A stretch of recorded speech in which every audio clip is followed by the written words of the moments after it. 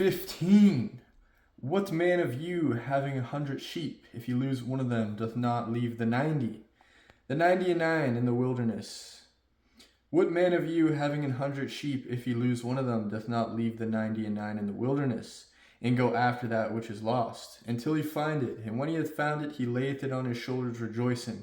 And when he cometh home, he calleth together his friends and neighbors, saying unto them, Rejoice with me, for I have found my sheep which was lost. I say unto you that likewise joy shall be in heaven over one sinner that repenteth, more than over 99 just persons which need no repentance. Interesting.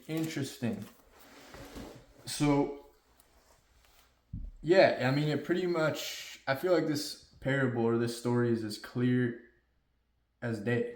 I mean, if you were a shepherd, right, and you had a bunch of sheep and one of them was lost, and you think, oh my goodness, it could be dead, it could be gone, it could have been torn apart by the wolves, it's strayed away from the safety of my guidance, the wolves could have gotten it. So then you go out, you go to look for your sheep, right, and then you just find it bleating there, alive and healthy, and nothing's gone wrong with it. It's good for saving. It's good to be saved. So you bring it back and you're like, thank goodness I got my sheep. And it says that is the same joy in heaven when one sinner, when one person who has gone astray, who has fallen out of the safety and guidance of God, repents. When one sinner repents, he's coming back. He's been saved. That is the same joy up in heaven as the shepherd who gets his sheep back. Very interesting. Either what woman having 10 pieces of silver, if she lose one piece, do not light a candle and sweep the house and seek diligently till she find it? And when she hath found it, she calleth her friends and her neighbors together, saying, Rejoice with me, for I have found the piece which I had lost. Likewise I say unto you, there is joy in the presence of the angels of God over one sinner that repenteth.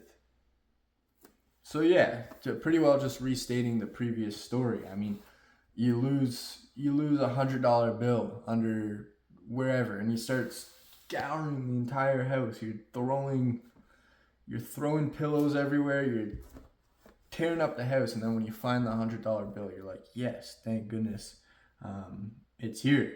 I got the money.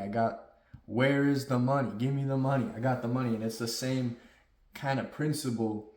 In heaven, it is saying here, when one sinner repents, it's like what was lost is now found. What was once destined to failure, what was once destined to death, to be torn apart by the wolves, to burn in hell, if you will, is now saved, is now redeemed, and brought to the light, which is good, which is always a good thing, of course. And he said, a certain man had 2 sons, and the younger of them said to his father, Father, give me the portion of goods that falleth to me. And he divided to them his living. And not many days after, the younger son gathered all together and took his journey into a far country, and there wasted his substance with riotous living. And when he spent all, there arose a mighty famine in the land, and he began to be in want. And he went and joined himself to a citizen of the country. And he sent him into his fields to feed swine. He would fain have filled his belly with the husks that the swine did eat. And no man gave him anything.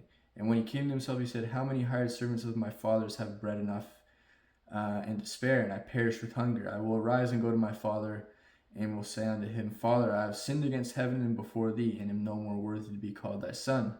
Make me as one of thy hired servants. And he arose and came to his father.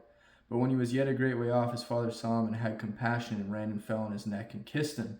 And the son said to him, Father, I have sinned against heaven in thy sight, and am no more worthy to be called thy son.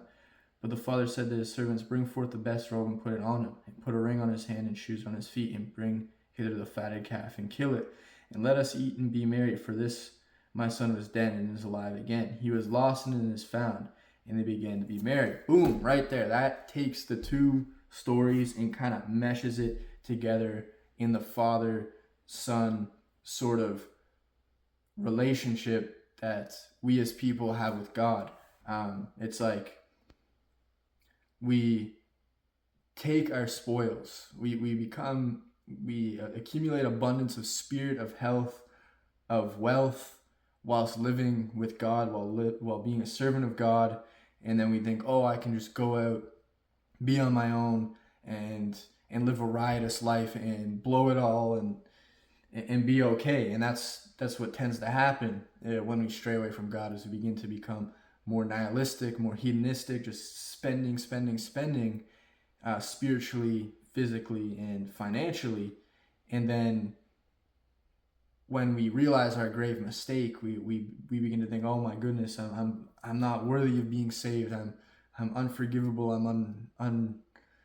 God could never forgive me for my sins. I'm going to hell and all this. And then, but what actually happens is, like it says here, once one repents and realizes their folly and returns, God will be there waiting and happy to give you the abundance that you once had, and to be merry with you and to celebrate. And God will always be there. We just have to turn to God. And when we do, it's not going to, as far as I could tell, it's not like we're irredeemable or unforgivable, because we always are able to be forgiven by God, as far as I know. Anyways, I hope you enjoyed this video. I hope you found value in it. Do take care, do subscribe, and until next time.